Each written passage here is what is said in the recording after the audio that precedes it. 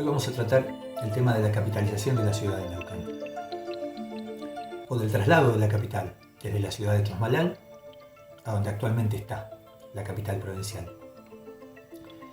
Normalmente decimos que la capital del territorio nacional de Neuquén se trasladó en 1904 a la actual ubicación, porque aquí estaba la estación ferroviaria, y eso es verdad.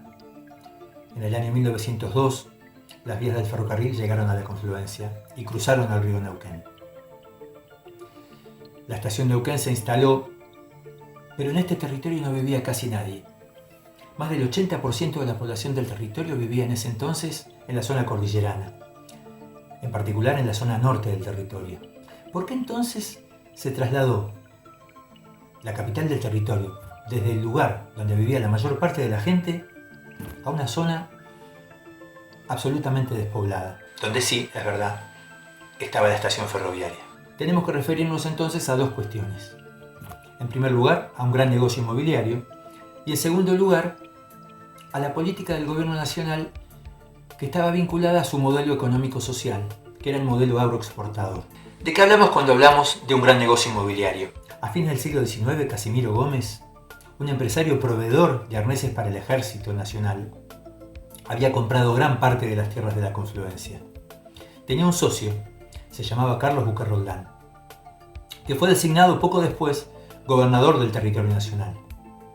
Casimiro Gómez y Buquer Roldán hicieron una serie de gestiones para que se trasladara a la capital desde Chosmalal hasta la confluencia, es decir, a sus propias tierras. A cambio de entregar algunas tierras para los edificios públicos, el Estado Nacional mensuró todas esas tierras y las dejó en condiciones de ser vendidas. Es decir, que se trató de un enorme negocio inmobiliario, porque al trasladar la capital desde Chosmalal a las tierras de Casimiro Gómez y Buquer Roldán, estas se valorizaron muchísimo. De hecho, Casimiro Gómez en 1905 formó una sociedad anónima para administrar ese gran negocio que se llamó Sociedad Nueva España. La Sociedad Nueva España estuvo vigente hasta la década de 1980. Es más, hay barrios cercanos a la capital provincial que llevan el nombre de Nueva España, que era la empresa de Casimiro Gómez. Esta es la primera gran razón del traslado de la capital. Un proceso de especulación inmobiliaria, que no nos tendría que llamar la atención, porque la especulación inmobiliaria sigue siendo un rasgo muy importante de la ciudad de Neuquén al día de hoy. La segunda razón tiene que ver con el modelo agroexportador que impulsaba el gobierno nacional de entonces. Era un modelo que estaba mirando hacia Europa, que estaba pensando en la exportación de granos y de carnes con destino a Europa. Entonces, una capital que estuviera donde estaba la estación ferroviaria camino a Buenos Aires tenía mucho más sentido para un gobierno que pensaba mirando a Europa, mirando hacia el Océano Atlántico. El primer gobernador del territorio de Neuquén, el coronel Manuel Olascuaga, se opuso a ese traslado. Y así lo dejó por escrito en una carta que mandó y que fue publicada por el diario La Nación. Olascuaga decía que poner la capital donde ahora está ubicada era como poner la puerta de una casa del lado de atrás, hacia el patio trasero, porque él era consciente de que el grueso de la población del territorio vivía en la zona cordillerana y que el comercio con Chile era lo más importante en esa época.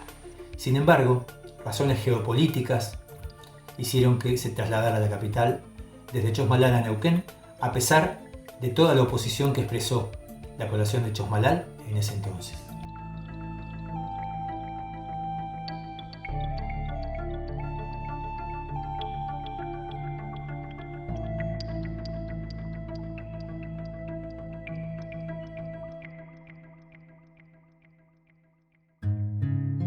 Todo este material que acabamos de compartir podés encontrarlo desarrollado y ampliado en los siguientes títulos de Pido la Palabra: Neuquén para chicos y grandes, Neuquén, preguntas para entender la ciudad, y Neuquén, temas y problemas.